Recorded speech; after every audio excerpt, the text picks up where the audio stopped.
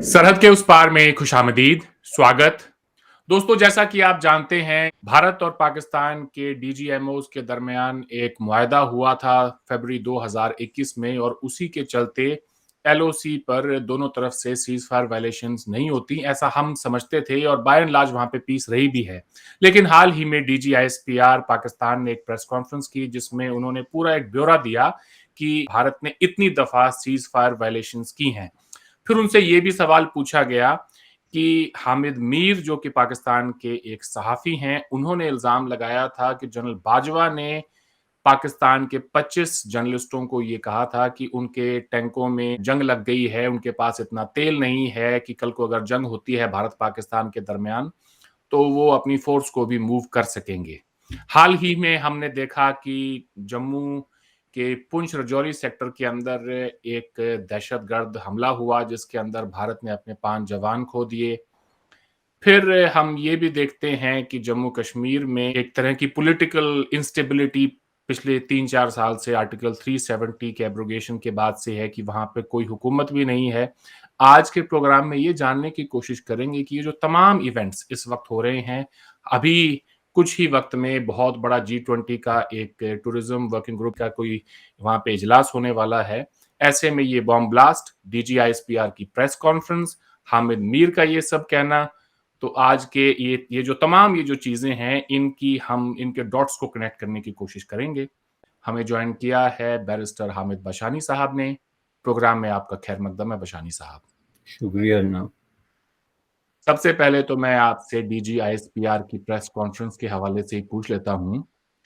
उन्होंने पूरा एक जो है डाटा पूरी दुनिया के सामने रखा कि इतनी दफा भारत ने सीज फायर वायलेशन की हैं।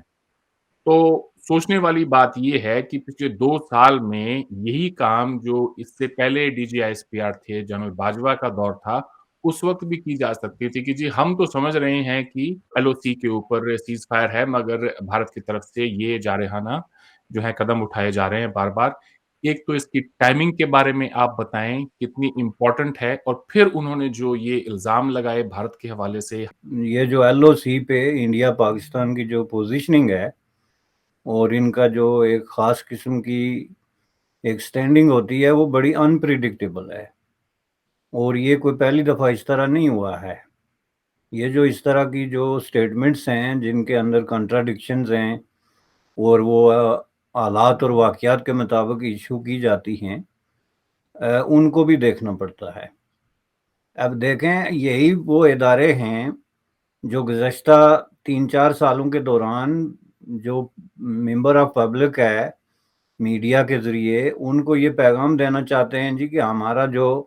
इंडिया के साथ LOC पे जिस तरह का भी जो समझौता या अरेंजमेंट हुई थी, वो सक्सेसफुली चल रही है, और उसके बाद जो है वो वहाँ पे अमन कायम हो गया है, जिसका बार-बार मुख्तलिफ ऑफिशियल्स ने ज़िक्र किया। लेकिन अब ऑल ऑफ सडन जो है, उन्होंने आके तो स्टैट्स दे दिए कि इस दौरान जो है वो इंडिया की तरफ से इतनी वायलेशंस हुई हैं। तो ये एक बिल्कुल एक नई इंफॉर्मेशन है जो ये साबित करती है कि जो मायदा उन्होंने खुद ही कंक्लूड किया था और जिसको सक्सेसफुल करार दिया जा रहा था, वो असल में एक फेलियर था और उस पे जो है अमल नहीं हो रहा था। लेकिन ये बात आवाम से छुपाई जा रही थी, और इसकी वजह ये थी कि इस बात को ज़ाहिर करने के बाद जिस तरह की आपको पोजीशन लेनी पड़ती थी, वो पोजीशन लेने की कैपेसिटी नहीं थी पाकिस्तान की। और इसको आप जोड़ सकते हैं जो बात अहमद मीर ने कही है, या यूं कहना चाहिए कि बाजवा साहब ने कही है जर्नलिस्टों के साथ, कि अब उन्होंने नटशेल में क्या कहा, इतनी डिटेल में जाने के बजाय नटशेल तो ये है कि हमारी कैपेसिटी जो है अंडरमाइन हो गई है, और इकानमी के हवाले से या इकनॉमिक जो ज़रूरियात हैं उनको सामने रखते हुए हम इस पोजीशन में नहीं हैं कि हम कोई लड़ाई लड़ सकें। ठीक है ना? तो ये वो पॉइंट होता है जिसके अंदर मुल्क जो है वो बड़ी बड़ी खबरें जो है वो छुपा देते हैं। कई दफ़ा इस तरह होता है कि किसी मुल्क के पूरे पूरे इलाकों पे कब्जा हो जाता है दूसरे मुल्क का, और वो अवाम को डिस्क्लोज नहीं करते। کہ ہمارے اتنے ہزار مربع کلومیٹر پہ جو ہے وہ دوسرے ملک نے قبضہ کر لیا ہے، یا کہیں کوئی پوسٹ ہوتی ہیں، کوئی ایسی جگہیں ہوتی ہیں جو ان کے ہاتھ سے نکل جاتی ہیں،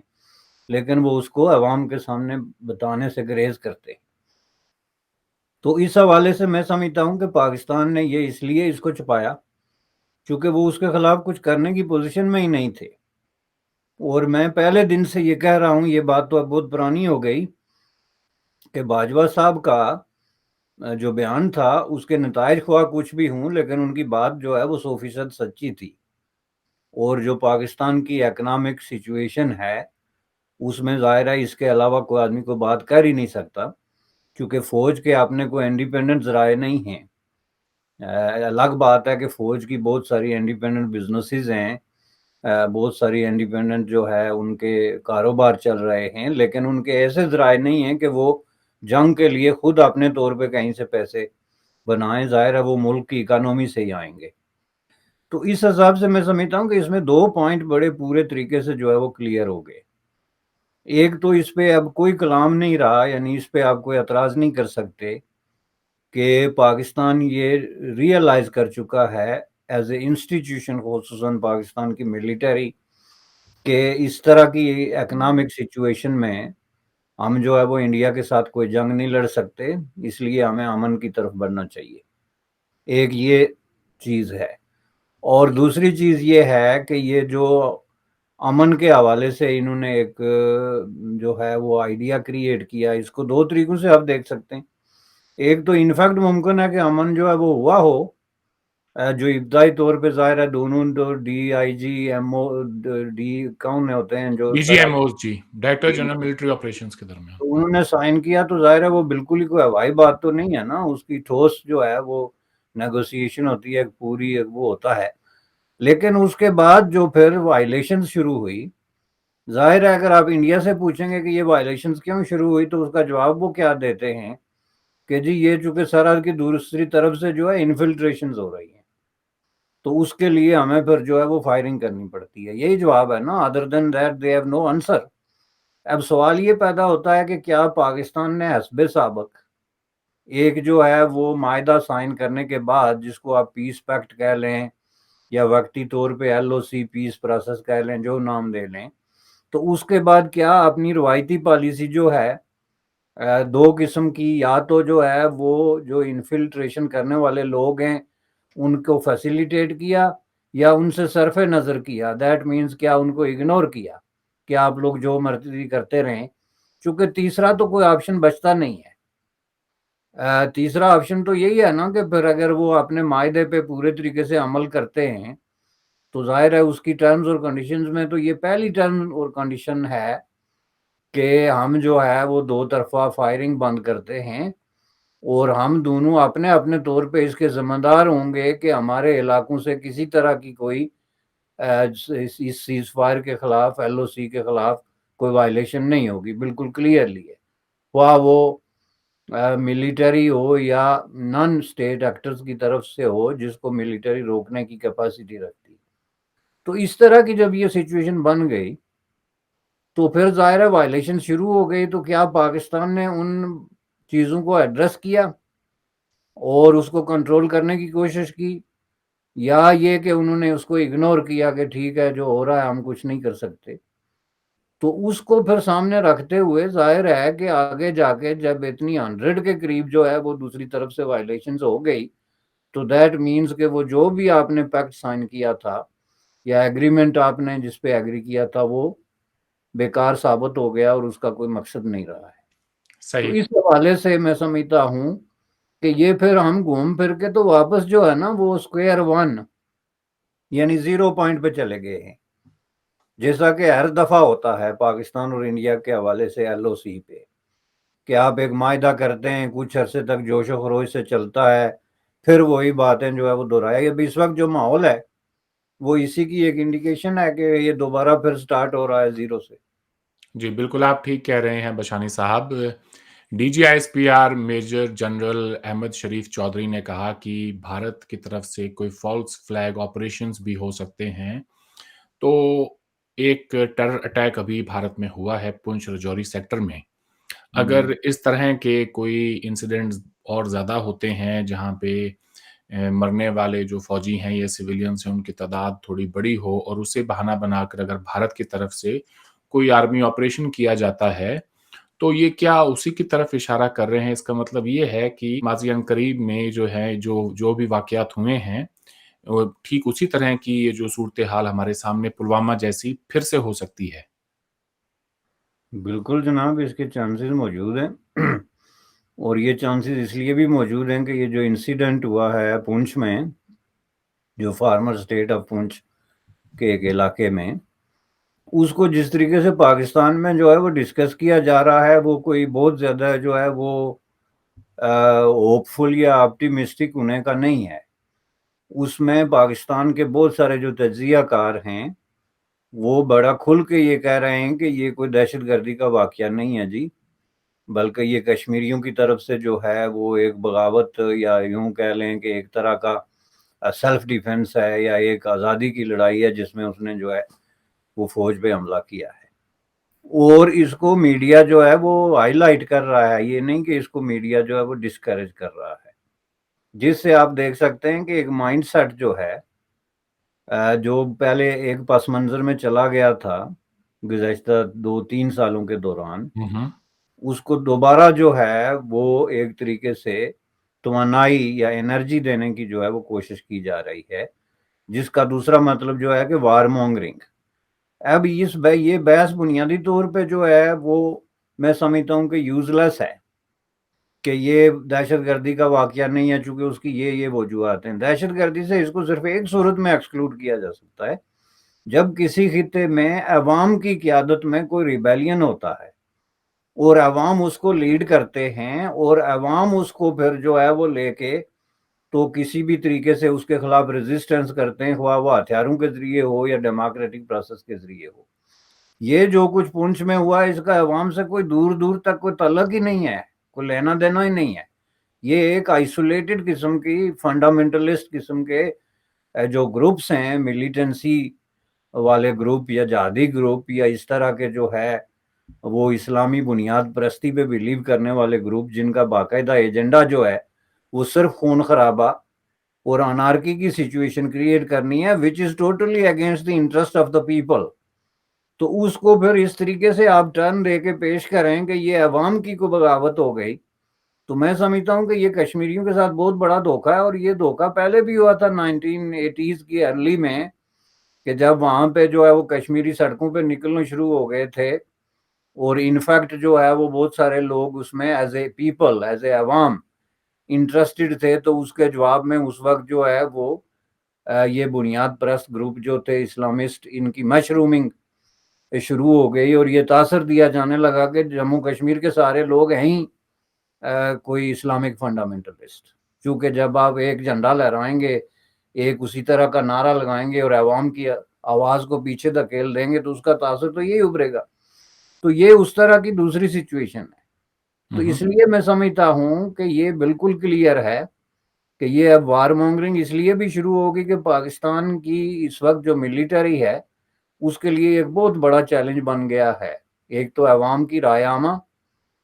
کہ عوام نے جو ہے وہ اب ایسی باتیں کرنی شروع کر دی ہیں کہ ہم آپ کو 70 سال سے اس لیے نہیں پال رہے ہیں کہ آپ آخر میں ہمیں جواب دے دیں کہ ہم تو جنگ لڑ ہی نہیں سکتے، تو آپ تیاری کس بات کی کر رہے تھے، یا اس طرح کے سخت الفاظ جو بیان کیے جا رہے ہیں، اس کو تھوڑا سا کول ڈاؤن کرنے کے لیے ایک محدود پیمانے پہ ایک جنگی ماحول جو ہے وہ کریٹ کیا جائے گا، اور پھر اس میں جو ہے وہ اس طرح کی چیزیں ڈسپلے کی جائیں گی کہ جی we are able to fight and we have enough means and strength and power and muscles to do that. یہ جو ہے پروبیبلی اس طرح کی سچویشن لگتی ہے۔ تو آپ یہ کہہ رہے ہیں کہ ہو سکتا ہے یہ بیانیے کی حد تک ہو کہ وہ عوام کے اندر یہ تاثر دینا چاہتے ہیں پاکستانی افواج کہ جی ہمارے ٹینکوں کو، ہماری بندوقوں کو کوئی ابھی تک جنگ نہیں لگی ہے، ہم آگے جا کے اور دشمن کی ٹیریٹری میں جا کے، یہی بات آصف یہ جو ہے Ahmed Sharif Chaudhry D G S P R نے کہا کہ we'll take the battle into India's territory, تو کیا ہم یہ اسی کی شکل مانے جو ابھی اٹیک ہوا ہے پنچ رجوری سیکٹر کے اندر، پیپلز اینٹی فاشسٹ فرنٹ جس نے اس اٹیک کی ذمہ داری لی ہے، تو نیوز یہ ہے کہ جیش محمد یا لشکر کا ہی ایک انہی سے ہی جڑی ہوئی ایک تنظیم ہے، بلکہ وہ نئے نام سے آپریٹ کر رہے ہیں۔ تو انہوں نے پورا باقاعدہ بتایا کہ جی کس طرح سے پلان کیا، کیسے ایگزیکیوٹ کیا اور یہ ساری چیزیں۔ کیسے دیکھتے ہیں آپ جموں کشمیر کی سیکیورٹی سچویشن کو آج؟ دیکھیں جی، پہلی بات یہ ہے کہ یہ سارے گروپس جو ہیں یہ انٹرنیشنلی دہشت گرد قرار دیے گئے ہیں، اور ان کو دنیا کے مختلف ملکوں میں باقاعدہ بین کیا گیا ہے، اور یہاں تک کہ پاکستان بھی ان میں سے بعض کو بین کرنے پہ مجبور کیا گیا یا ہوا، جس کے نتیجے میں اب یہ بحث ہی کوئی نہیں رہی کہ یہ کسی طرح کے کوئی آزادی کے لیے لڑنے والے لوگ یا کسی عوام کے کاز کے لیے لڑنے والے لوگ ہیں، چونکہ ان پہ تو اب کوئی بحث ہی نہیں کر رہا سوائے خود ان گروپوں کے یا پھر ان کے پیچھے بیٹھے ہوئے جو ان کے فیسیلیٹیٹر ہیں، باقی تو سب اس پہ کلیئر ہیں۔ تو اب یہ گروپ جو ہے، انہوں نے جو اس کو ایک ماڈرن نام دے دیا اینٹائی فاشسٹ فرنٹ، اس کی وجہ سے یہ حقیقت تو نہیں بدل سکتی نا کہ اس کے پیچھے جیش محمد یا لشکر طیبہ جیسے خوفناک قسم کے اسلامسٹ جو ہے وہ گروپ بیٹھے ہیں، اور جو اسلامسٹ گروپ ہیں ان سے زیادہ فاشسٹ جو ہے وہ دنیا میں کون سی کوئی طاقت ہو سکتی ہے یا قوت ہو سکتی ہے یا آرگنائزیشن ہو سکتی ہے جس کے خلاف آپ یہ جسٹیفائی کریں کہ آپ اس کے خلاف جو ہے وہ طاقت کا یا ہتھیار کا استعمال کر سکتے ہیں۔ تو میں سمجھتا ہوں کہ یہ ایک بڑی کلیئر سی سچویشن ہے، اور میں یہ بھی سمجھتا ہوں کہ اس کا جو نیکسس بنتا ہے نا جی اکراس دا بارڈر پاکستانی زیر انتظام کشمیر کے اندر، وہ بھی بڑا کلیئر ہے۔ ان گروپوں سے تعلق رکھنے والے لوگ جو ہیں وہ سرے عام گھومتے ہیں اور اسلحہ اٹھا کے گھومتے ہیں۔ پچھلے دنوں میں ایک نوجوان نے ایون ایک جلسہ عام میں جو ہے وہ بندوق لے کے، تو وہ ایک آدمی کو جو ہے اس نے ڈرانے کی کوشش کی، ایک سپیکر کو، اور اس کا جو ہے وہ کوئی خفیہ واقعہ نہیں بلکہ آن کیمرہ باقاعدہ جلسہ عام میں وہ دیکھا گیا۔ اس طرح وہاں کئی محلوں اور گلیوں میں لوگ جانتے ہیں کہ یہ لوگ ہیں جو افغانستان سے آئے ہیں یا جہاد سے واپس آئے ہیں، یہ لیس ہیں خطرناک قسم کے اسلحہ کے ساتھ، ان کے ہائٹ زوٹس ہیں، اور یہ اوپنلی سب سے بڑی بات یہ ہے کہ اپنے پروگرام کرتے ہیں۔ ایک چیز یہ ہے، دوسری چیز یہ ہے کہ کچھ ایسی ایگزامپلز ہیں جس میں کہ بڑے بڑے ناؤن قسم کے لیڈرز جو ہیں جن کو انٹرنیشنلی دہشت گرد قرار دیا گیا ہے، وہ فریلی موو کرتے ہیں سٹی آف مظفر آباد اور اراؤنڈ اور ان سائڈ آف دیٹ سٹی۔ تو اس میں اگر پاکستان یہ کہے کہ یہ جی ہمارا اس میں ہاتھ ہے ہی نہیں، یا ہم اس میں رسپانسبل نہیں ہیں، یا ہم اس کو نہیں روک سکتے، تو یہ تو کوئی مانے گا نہیں۔ تو اس سچویشن میں یہ ایک پرابلم ہو گیا ہے کہ اگر انڈیا اس کے خلاف کوئی سخت ایکشن لیتا ہے تو پاکستان اس کو ڈیفینڈ نہیں کر سکتا کسی بھی انٹرنیشنل فورم پہ کہ جی اس میں جو ہے وہ ہمارا طرح کوئی ہاتھ نہیں ہے۔ اور دوسرا یہ ہے کہ پاکستان کی اس وقت جو اکنامک سچویشن ہے وہ اتنی گمبھیر ہے، اور جس طریقے سے پاکستان اس وقت جو ہے وہ اندر انٹرنلی جو ہے وہ دہشت گردوں کے خلاف لڑائی لڑ رہا ہے، اس میں اگر وہ انڈیا سے کوئی اس طرح کا جو ہے وہ محاذ کھولتا ہے تو میں سمجھتا ہوں کہ یہ ایک سوسائڈل قسم کی اٹیمپٹ ہوگی آن دا پارٹ آف پاکستان، اور یہ ایک سیلف ڈسٹرکٹیو قسم کی کوشش ہوگی جس کو پاکستان کسی صورت میں سنبھال نہیں سکتا، چونکہ آپ کسی بھی اعتبار سے جو ہے وہ اس قابل نہیں ہے کہ آپ ایک سسٹینڈ قسم کی کمپین، لڑائی تو بہت دور کی بات ہے، اس کے لیے جو بنیادی ضروریات ہیں وہ آپ جب خود ہی سمجھتے ہیں کہ آپ پورے نہیں کر سکتے، تو ایک ایسے ملک کے پاس جس کے پاس وافر مقدار میں اس وقت ریسورسز بھی ہیں اور انٹرنیشنلی ویل پلیسڈ بھی ہے، ویل کنیکٹڈ بھی ہے، اس کے خلاف آپ کو ایسا محاذ کھول دیتے ہیں این ایسے موقع پہ جب خود ملک کے اندر آپ جن دہشت گردوں کے خلاف لڑ رہے ہیں ان کو فیسیلیٹیٹ اور شیلٹر کیا جاتا ہے باہر کے ملک سے جو کہ آپ کا دوسرا پڑوسی ہے ان کیس آف افغانستان۔ تو میں نہیں سمجھتا کہ پاکستان کو اس طرح کی خودکشی کا ارادہ رکھتا ہے، لیکن ماضی میں اس طرح کے واقعات ہوتے رہے ہیں جن کو دیکھتے ہوئے اس کو رول آؤٹ بھی نہیں کیا جا سکتا۔ جی، یہ جو دہشت گرد گروپ ہے پیپلز اینٹی فاشسٹ فرنٹ، اس کو ہندوستان کی حکومت نے اسی سال جنوری میں ٹیرر گروپ کر کے ان کو بین کر دیا گیا ہے۔ جب یہ اٹیک ہوا، میں اسی اٹیک کی طرف واپس آنا چاہتا ہوں، جب یہ اٹیک ہوا تو हमारा एक वर्जन था जी कि खराब मौसम का फ़ायदा उठाकर और ये दहशतगर्दों ने हमला कर दिया। फिर इस दहशतगर्द ग्रुप की तरफ से एक स्टेटमेंट इश्यू हुई थी, मौसम साफ था। इन्होंने अभी 3 दिन पहले बॉडी कैम से एक फुटेज इश्यू की है, अपने जो बॉडी कैम उन्होंने लगाए हुए थे कि किस तरह से अटैक किया इन्होंने। क्या मैसेज देना चाहते हैं ये हिंदुस्तान की हुकूमत को कश्मीर के अंदर? और हमारे जो क्लेम्स हैं कि जी वहाँ की जो सिक्योरिटी सिचुएशन है उस पर हमारी पूरी ग्रिप है, कैसे देखते हैं आप इन्हें? देखें जी, अब जो सिक्योरिटी सिचुएशन है और जो सिक्योरिटी के हवाले से वहाँ पे इंडिया को चैलेंजेस हैं, उसमें बहुत बड़ी कमी तो हुई है। हुँ, हुँ। इसमें तो कोई शक नहीं है ना। अब अगर 1 साल बाद एक कोई इस तरह का इंसिडेंट हो गया, जिसमें 4-5 आदमी मारे गए, तो उसको आप कंपेयर करके देखें ना कि माज़ी में इस तरह के वाक़यात जो हैं, उनका क्या था कि कम से कम जो अखबारात हम पढ़ते थे, उसमें हर दूसरे दिन कोई 10-15 आदमी मारे जाते थे। तो वो अगर मतलब गलत रिपोर्टिंग भी थी या उसमें हाइप क्रिएट करके भी बयान की जाती थी, तो फिर भी ज़ाहिर है एक तसव्वुर, एक जो है तासर ये था कि वहाँ पे वीकली बेसिस पे या डेली बेसिस पे जो है लोग मर रहे हैं या ज़ख्मी हो रहे हैं या उनको कत्ल किया जा रहा है। तो उसके मुकाबले में ज़ाहिर है आप देखें तो ये गालिबन पुलवामा के बाद दूसरा इंसिडेंट है जिसके दरमियान काफ़ी बड़ा एक दरमियान में एक छोटा-सा वाक़या हुआ था, लेकिन अगर ऐसे हुए भी तो इतने बड़े डिस्टेंस के बाद। तो ये तो इस तरह के वाक़यात तो ज़ाहिर है कि मतलब सिक्योरिटी के हवाले से कोई बहुत बड़ा चैलेंज नहीं है। लेकिन ये एक चीज़ की तरफ लाज़िमन इशारा करते हैं कि जिस पॉलिसी पे आप जो है वो स्टैंड कर रहे हैं, स्पेसिफिकली पाकिस्तान के साथ,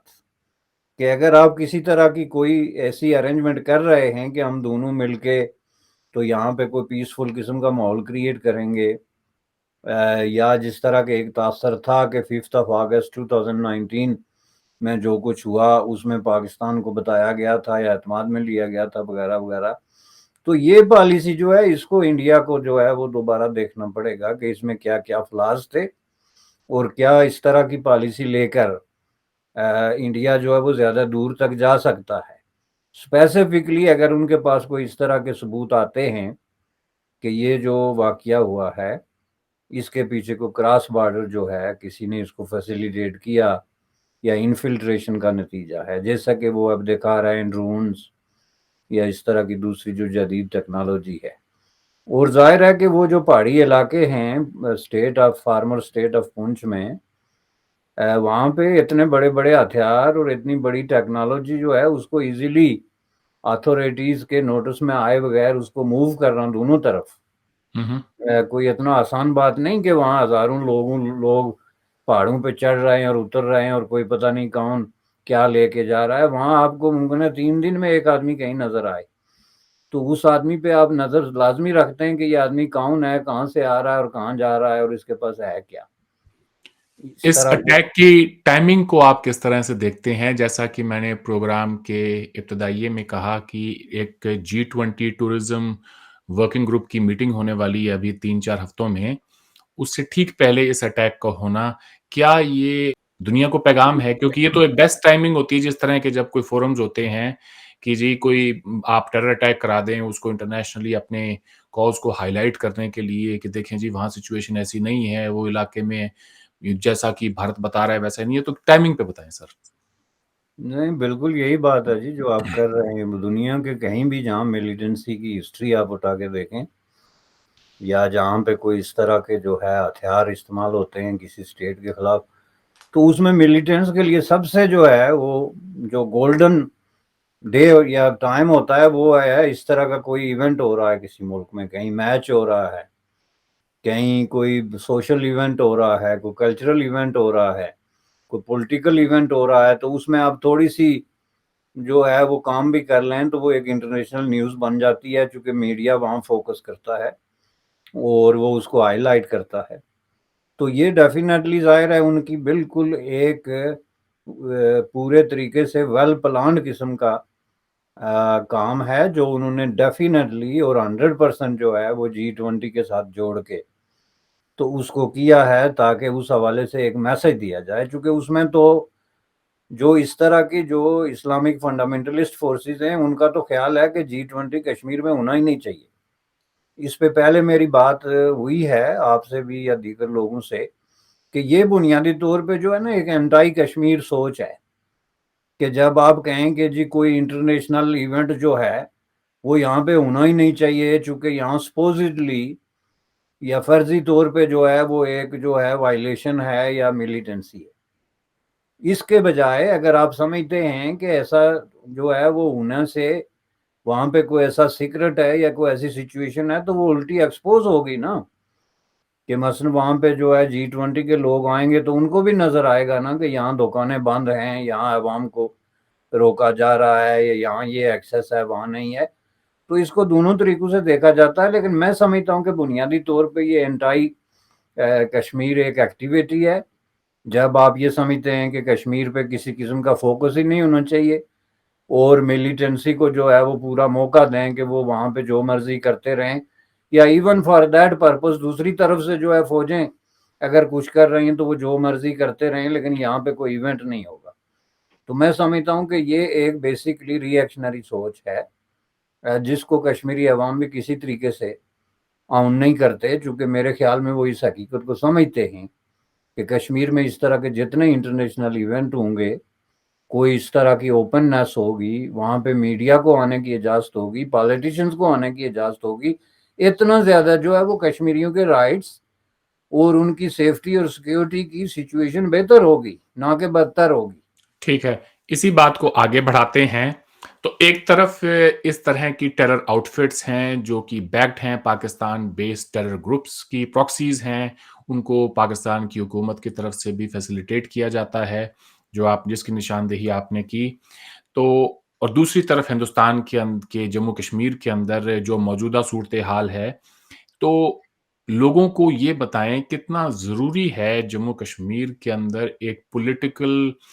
پروسیس کو سٹارٹ کرنا اور ایک نئی گورنمنٹ کو الیکٹ کرنا.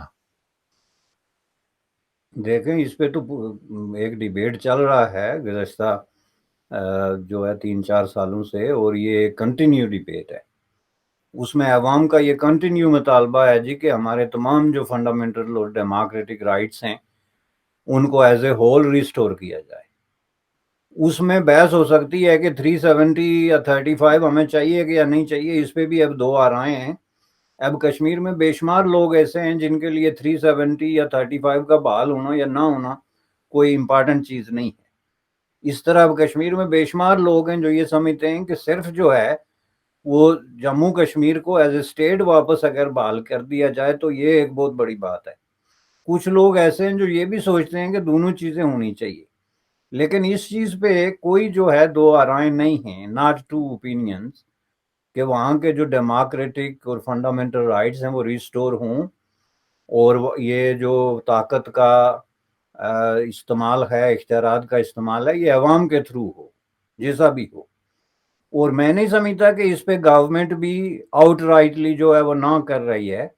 لیکن ان کا جواب جو ہے وہ ایک بنیادی طور پہ وہی گورنمنٹل قسم کا جواب جو ہوتا ہے نا اس طرح کی چیزوں میں, کہ جو کام آپ نے نہیں کرنے ہوتے, کہ مثلا جی یہ کمیٹی بن گئی, جی وہ ڈی نامینیشن ہو رہی ہے, وہ ڈی لیمیٹیشن ہو رہی ہے, وہ ووٹ ادھر سے ادھر ہو رہے ہیں, یہ الیکشن ہو رہے ہیں, وہ ہو رہے ہیں, اور وہ ایک پروسیس چل رہا ہے جس کے ساتھ بہت ساری جو ہے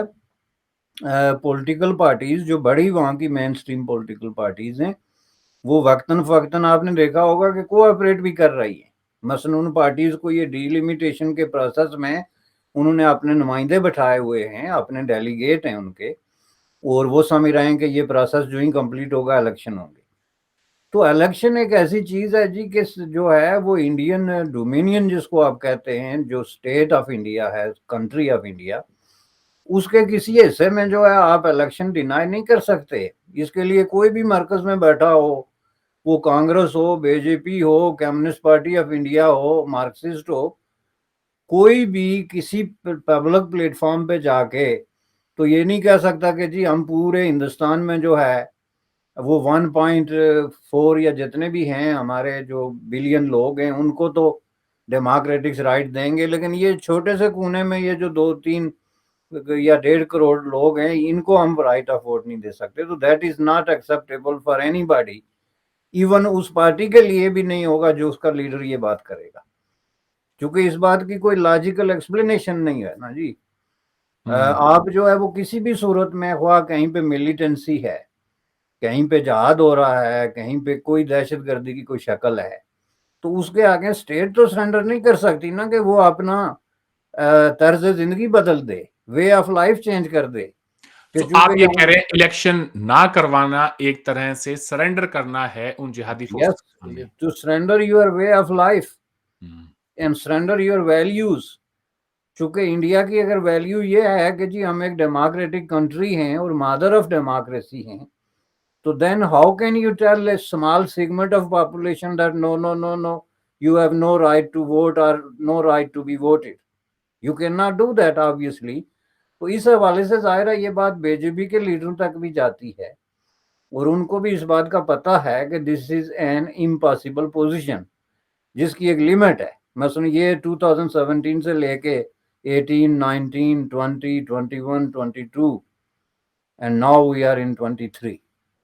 This is more than sufficient period for any kind of preparation. उसके बाद अगर आप प्रिपेयर नहीं है तो that means you are doing something wrong. इतनी छोटी सी पॉपुलेशन को इतनी बड़ी रियासत के लिए मैनेज करना इतने 5-6 सालों के अंदर, it should not be that much problem. तो इसको आप फॉर एवर तो एक प्रॉब्लम नहीं बना सकते ना कि नहीं नहीं ये बस ऐसे ही चलेगा। एक चीज हमने देखी है कि जम्मू कश्मीर की जो मेन स्ट्रीम पॉलिटिकल पार्टीज हैं, नेशनल कॉन्फ्रेंस हो या फिर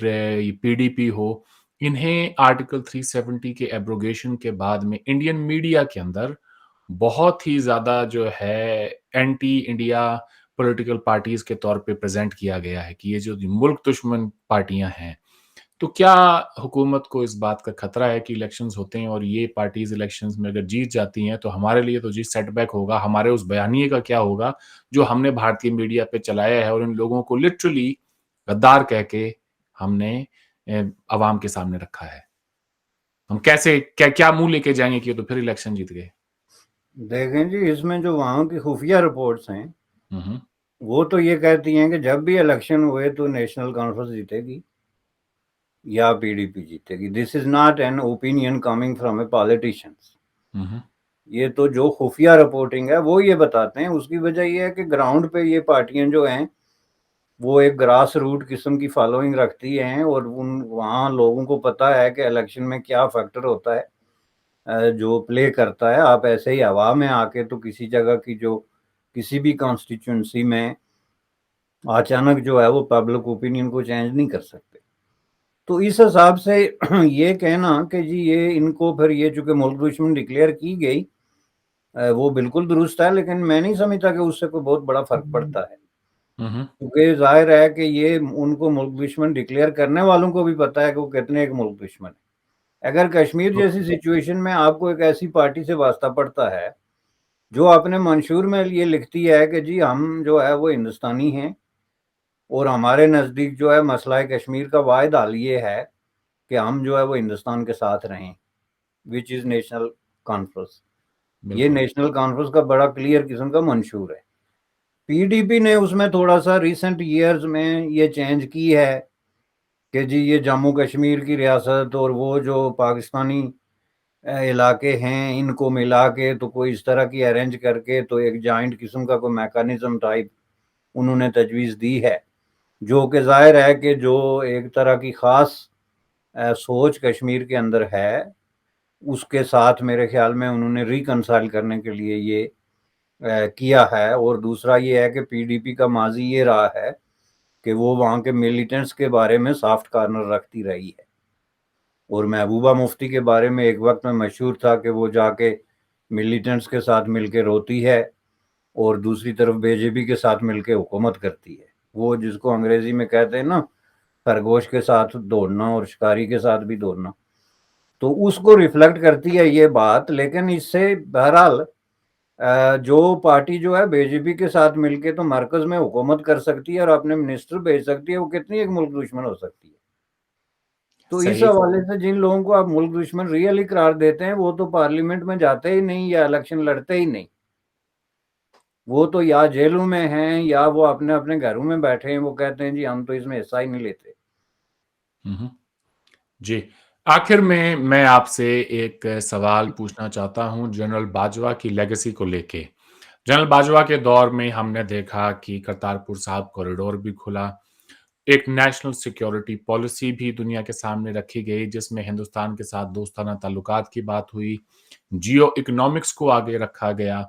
اور پھر پاکستان کے جو صحافی ہیں ان کا یہ جو کلیم ہے کہ جی جنرل باجوہ تو کشمیر پہ انہوں نے سودا کر لیا تھا، وہ اسے سودا کرنا کہتے ہیں، لیکن ہم یہ دیکھتے ہیں کہ کشمیر پہ جس طرح کا ایک سخت قسم کا کوئی پاکستان کی طرف سے آرٹیکل 370 کے ایبروگیشن کے بعد میں کوئی رسپانس آ سکتا تھا، ویسا نہیں آیا. اس سے یہ بھی پتا چلتا ہے کہ جنرل باجوہ جو ہیں انہوں نے کافی حد تک ریسٹرین کیا. وہ خیر ان کی جو بھی پوزیشنز رہی ہوں اکنامک ان کو دیکھتے ہوئے کیا، لیکن وہ بھی ایک سمجھدار جرنیل کی ہی نشانی ہوتی ہے. اور کی سیز فائر جس کی ہم بات کرتے تھے کہ جی ہم امن رہا ہے ایل او سی پہ آل ان آل ان پچھلے 2 سالوں کے اندر، کیسے دیکھتے ہیں آپ جنرل باجوہ کے دور کو؟ میری نظر میں ہمیشہ سے کہتا تھا جی کہ جنرل باجوہ کو کچھ زیادہ ہی کرٹیسائز کیا جا رہا ہے. اگر وہ بات جو حامد میر بتا رہے ہیں کہ جی ہندوستان اور پاکستان کے درمیان کچھ صلح ہونے والی تھی، مودی صاحب نے پاکستان وزٹ کرنا تھا، یہ سب چیزیں تو بڑی پازیٹیو ہیں جی. آج تک 75 سالوں میں اس طرح کا کوئی اگر فوج کی طرف سے انیشیٹو اگر ہم دیکھتے ہیں اور اگر وہ پورا ہو جاتا تو جنرل باجوہ تو ہیرو ہونے چاہیے. ہمارے جیسے لوگوں کو تو انہیں پریز کرنا چاہیے. کیا وجہ ہے کہ آج بھی ان کو دونوں طرف سے جو ہے تنقید کا سامنا کرنا پڑ رہا ہے؟ کیسے دیکھتے ہیں آپ ان کی لیگیسی کو؟ اس کی وجہ یہ ہے کہ جی ان کی کوئی واضح لیگیسی ہے ہی نہیں. اچھا. بنیادی طور پہ ایک جو نظریاتی اورینٹیشن ہوتی ہے نا ایک آدمی کی کہ چلیں جی ایک جرنل یہ کہے کہ جی peace is the only way of living, تو اس لیے ہم امن قائم کرتے ہیں پڑوسیوں کے ساتھ، اور اس بات کو لے کے تو وہ نکلے کہیں کسی اخبار میں آرٹیکل لکھے، کسی کانفرنس میں خطاب کرے، کسی ملاقات میں بات کرے. لیکن یہ جب آپ اندر ہی اندر اس طرح کی چیزیں چلاتے ہیں تو اس کی وجہ سے آپ ایک سوسائٹی میں کوئی میسج نہیں دے رہے، کلیئر قسم کا میسج. یعنی یہ بہت بڑی ایک اچیومنٹ ہے، آپ کی بات درست ہے، یہ کرتارپور کاریڈور لیکن اس کے ساتھ جو ایسوسیٹڈ میسج تھا کیا وہ عوام کو دیا گیا؟ پاکستان کے میڈیا میں کیا یہ بات ڈسکس ہوئی کہ یہ ایک بہت بڑی اچیومنٹ ہے انڈیا پاکستان کے درمیان اس طرح کے راستے کھلنے کے کیا فائدے ہیں، کیا نقصانات ہیں؟ اس اس کے میں بعد معاف کریں میں آپ کو روک رہا ہوں، انہوں نے جب 25 ملک کے بڑے بڑے صحافیوں کو بلا کے جنرل باجوہ نے بریفنگ دے دی ہے، ان کو کہا ہے کہ بھائی this is what is in the interest of the country, تو کیا وہ ایک میسج نہیں تھا کہ بھائی اب تم جاؤ اور عوام کے اندر اس اوپینین کو تھوڑا سا اسے جو ہے پذیرائی دلاؤ؟ تو وہ کام تو پھر صحافیوں کا بھی کچھ نہ کچھ ہو جاتا ہے، انہوں نے کیا نہیں. نہیں، وہ اس میں سارے لوگ شامل ہیں سر، لیکن لیگیسی بنانے کے لیے دیکھیں ایک پوری ہول سم پرسنالٹی کی ضرورت ہوتی ہے جس کو آپ دیکھ کے بتا سکتے ہیں کہ دس گائے از فار پیس اور دس گائے از فار وار. یہ جو ہے جس کو کہتے ہیں نا پکڑائی نہ دینا. اچھا. باجوہ صاحب نے جو آخری تقریر کی اس میں تو انہوں نے سب پہ پانی پھیر دیا. انہوں نے جو ہے وہ پورا منہ کھول کے یہ کہا کہ 1971 کا جو واقعہ ہوا بنگلہ دیش میں اس میں فوج کا تو کوئی کردار ہی نہیں ہے، یہ تو سب سیاستدانوں کا قصور تھا. اب آپ صرف اس ایک بات کو لے لیں کہ کس طریقے سے وہ فوج کو بری ذمہ قرار دے رہے ہیں ایک ایسے انسیڈنٹ میں جو اول آخر سر سے پیر تک اور ہر نقطہ نظر سے فوج کا انسیڈنٹ ہے. چلیں آپ کہہ رہے ہیں فوج آپ کی ہے، آپ اس کو کسی طریقے سے کوئی فیور دے رہے ہیں دیں، لیکن ساتھ میں آپ جو ہے وہ کیریکٹر اسیسینیشن آف پالیٹیشنز اتنی بے دردی سے کر رہے ہیں. وہ پالیٹیشن تو اس سے 10 سال پہلے جیلوں میں تھے، اندر تھے. ایوب خان ڈنڈے کی زور پہ حکومت کرتا تھا، اس کے بعد بھی اندر تھے. آپ لوگ جو ہے وہ حکومت کرتے تھے، وہاں پالیٹیشن کا رول کیا تھا؟ شیخ مجید کی قبر جو ہے کھود کے رکھ دی تھی آپ نے. اور یہی حال جو ہے وہ دوسرے جو مغربی پاکستان کے بڑے پالیٹیشین تھے ان کا تھا. تو انہوں نے یہ دیکھے، میں نے آپ کو ایک مثال دی کہ یہ آپ کا اصل نظریہ ہے جو جب کھل کے سامنے آتا ہے تو آپ اور پھر اس پہ جھوٹ بولنا کہ جی کل 39,000 قیدی تھے، یہ انٹرنیشنلی ڈاکومنٹڈ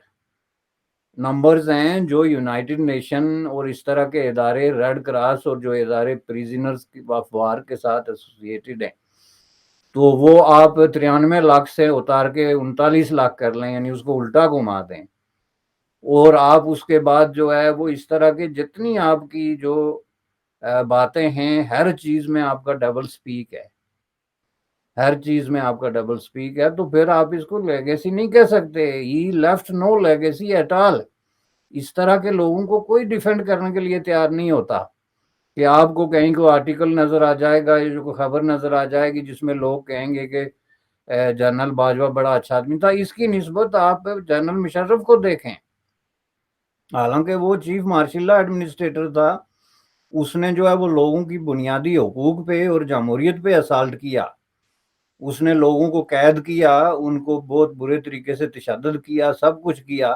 لیکن آج بھی آپ کو اکا دکا کہیں نہ کہیں کوئی شخص نظر آ جائے گا جو اس کی کسی نہ کسی خوبی کو یا کسی چیز کو جو ہے وہ بات کرے گا. اس کی وجہ ہے کہ وہ ایک پوری ایک جو ہے وہ نظریاتی آؤٹ لک رکھتا تھا، جس سے یہ پتہ چلتا تھا کہ بندہ ہے کیا، بات کیا کر رہا ہے. اس آدمی نے تو اپنے ذاتی مفادات کے لیے، جس میں سب سے بڑا مفاد اپنی ایکسٹینشن تھی، اور اس ایکسٹینشن کی بنیاد پہ جو ہے وہ دولت اکٹھی کرنے کے لیے جو ایک روایت گزشتہ 40-50 سے چل رہی ہے،